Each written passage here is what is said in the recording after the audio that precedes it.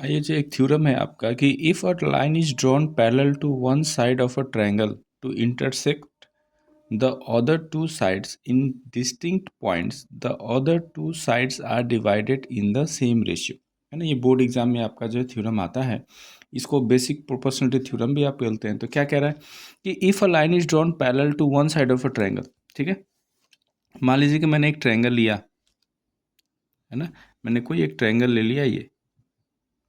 मैंने लिख लिया नाम ABC,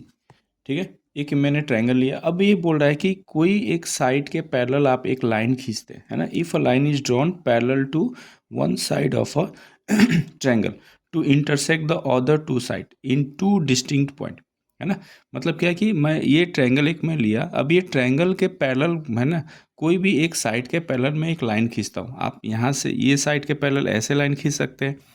ये साइड के पैरेलल आप ऐसे लाइन खींच सकते हैं, है ना, और ये साइड के पैरेलल आप ऐसे लाइन खींच सकते हैं, ठीक है। तो मान लीजिए कि मैं ये साइड के पैरेलल एक ऐसे लाइन खींच रहा हूँ, ठीक है, ये लाइन खींचा और इसका नाम दे दिया मैंने DE। अब देखिए, तो ये लाइन जो है, ये BC के जो पैरेलल मैंने लाइन खींचा DE, ये AB को D पॉइंट पे आपका कट कर रहा है और AC को E पॉइंट पे कट कर रहा है, ठीक है। तो ये मैंने कर दिया, है ना। इंटरसेक्स आपका जो है distinct point, the other two sides are divided in the same ratio. तो आपको ये बोल रहा है कि ये जो आपका जो है, ये जो डिवाइड किया है ना, तो ये रेशियो आपका सेम आएगा। मतलब कि AD/DB इक्वल टू AE/EC, ये हमको प्रूफ करना है,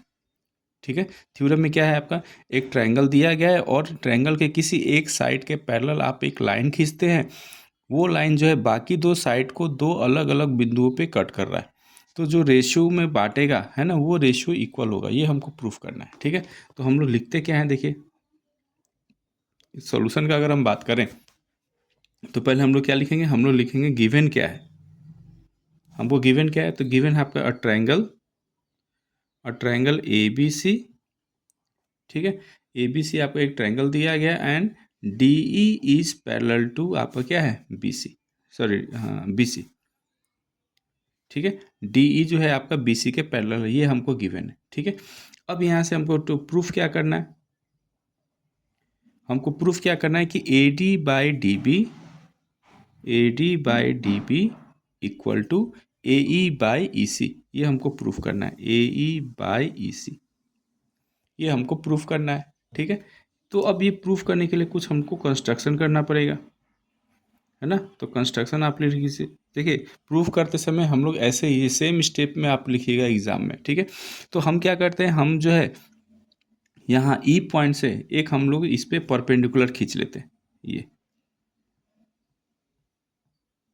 ठीक है, ये एक मैंने यहाँ से परपेंडिकुलर खींच लिया, ठीक है, और एक मैं D पॉइंट से मैं इसको परपेंडिकुलर खींच रहा हूँ यहाँ पे,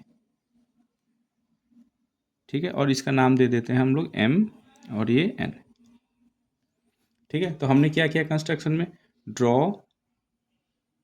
क्या है, DM परपेंडिकुलर टू AE,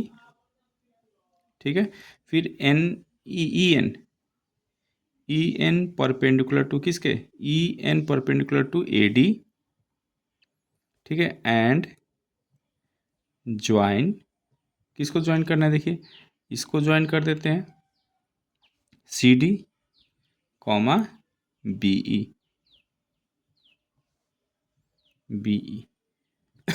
ठीक है। कंस्ट्रक्शन में क्या किया, तो हमने E से एक परपेंडिकुलर खींचा किस पे, AD पे, फिर मैंने D पॉइंट से एक परपेंडिकुलर खींचा AE पे, है ना, और ये CD को ज्वाइन कर दिया और ये BE को ज्वाइन कर दिया, ये आपका कंस्ट्रक्शन पार्ट में आ जाएगा, ठीक है। अब यहाँ से देखिए, तो और क्या करेंगे, अब हम यहाँ से प्रूफ करना शुरू करेंगे, अब यहाँ से प्रूफ होगा। तो अब प्रूफ करने के लिए देखिए, तो हम लोग बेसिकली यहाँ पे एक फॉर्मूला यूज़ करते हैं, एरिया ऑफ ट्रायंगल ADE, है ना, एरिया ऑफ ट्रायंगल, देखिए ई में ये ट्रायंगल का ADE का ट्रायंगल का एरिया, ठीक है, और BDE का ये वाला ट्रायंगल का एरिया, है ना, क्योंकि यही हाइट है ना आपका, हमको ये देखिए रेशियो क्या चाहिए, AD/DB हमको चाहिए, है ना। तो मैं क्या लिख रहा हूँ, एरिया ऑफ ट्रायंगल ADE, ठीक है, बाय फिर मैं निकाल लेता हूँ यहाँ पे, क्या लिखेंगे, हाफ इंटू बेस, बेस कितना है AD, इंटू हाइट कितना है देखिए EN, है ना, ये पहला इक्वेशन हो गया। ठीक है, उसी तरह आप क्या निकालेंगे, area of triangle BDE, BDE base यही ना है, देखिए एक बेस तो AD मिल गया, एक बेस आपका BD है, तो ये BD वाला ट्रायंगल ले लीजिए BDE, ये क्या आएगा देखिए हाफ इंटू बेस, बेस कितना है BD, और हाइट कितना है देखिए, हाइट ये भी ट्रायंगल का हाइट EN ही होगा। ठीक है, ये आपका, क्योंकि आपका देखिए तो ये ऐसे ट्रायंगल अगर बन रहा है तो इसका भी हाइट EN होगा, तो यहाँ पे आप EN लिख लेंगे, ये सेकेंड इक्वेशन हो गया। ठीक है, क्या किया, तो ये कॉन्सेप्ट समझिएगा, हमको AD/DB प्रूव करना है, तो पहले जो बेस वाला है ना, AD बेस वाला ट्रायंगल ले लेते हैं और DB बेस वाला ट्रायंगल ले लेते हैं, है ना। अब इसका रेशियो निकालते हैं आप, तो area of triangle ADE by area of triangle BDE, है ना, ये कितना लिखेंगे आप, इज इक्वल टू, देखिए तो ये आपका है half into AD into EN,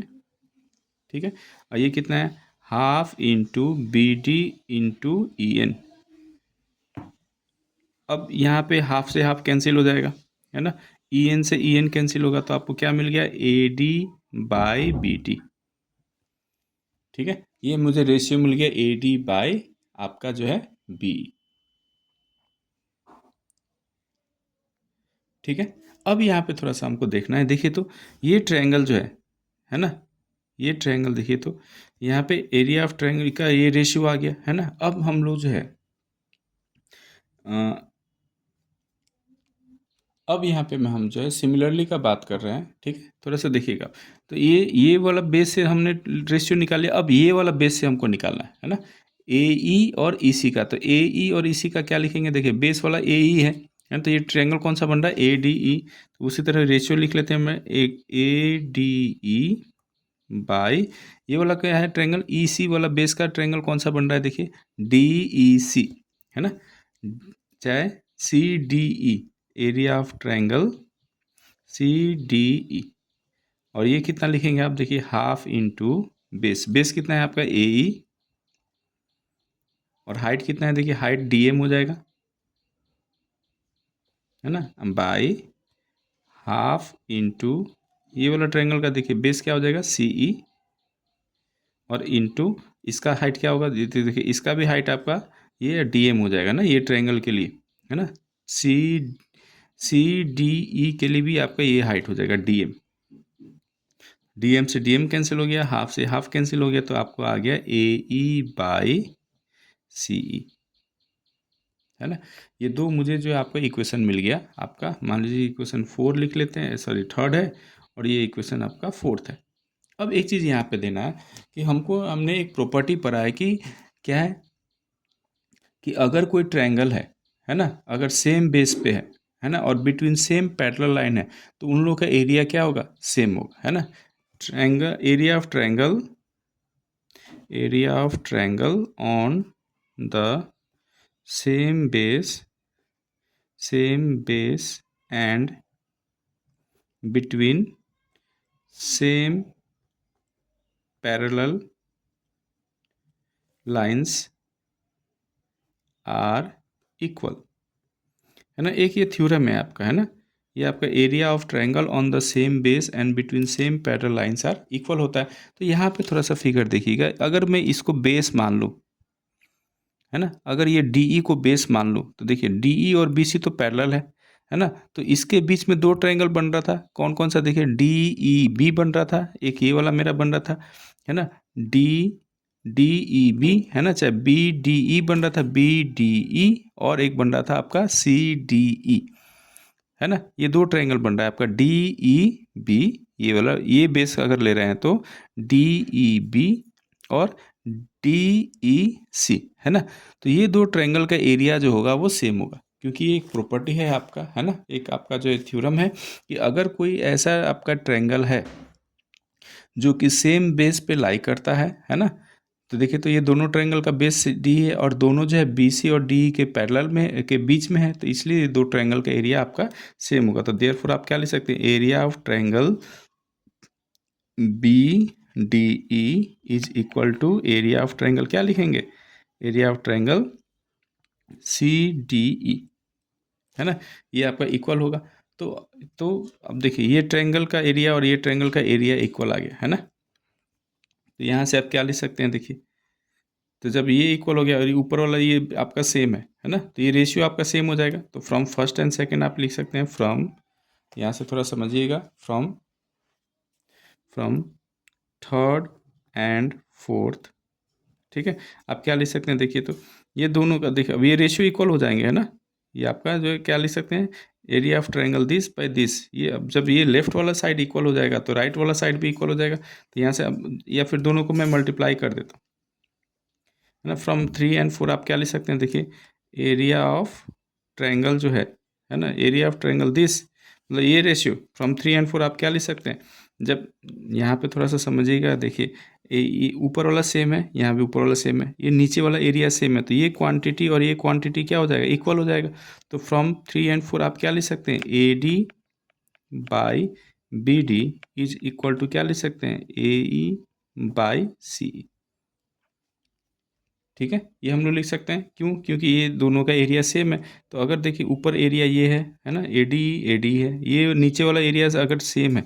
ये दोनों एरिया सेम है, तो ये रेशियो और ये रेशियो इक्वल हो जाएगा। तो जब ये और ये रेशियो इक्वल है तो ये रेशियो और ये रेशियो भी क्या होंगे, इक्वल होंगे। तो देयरफॉर यहाँ से आप क्या लिख सकते हैं, A D by B D is equal to A E by C, ठीक है। तो ये आपका जो है प्रूफ्ड हो गया, और यही आपको प्रूफ करना था कि आपका रेशियो जो होगा वो इक्वल होगा।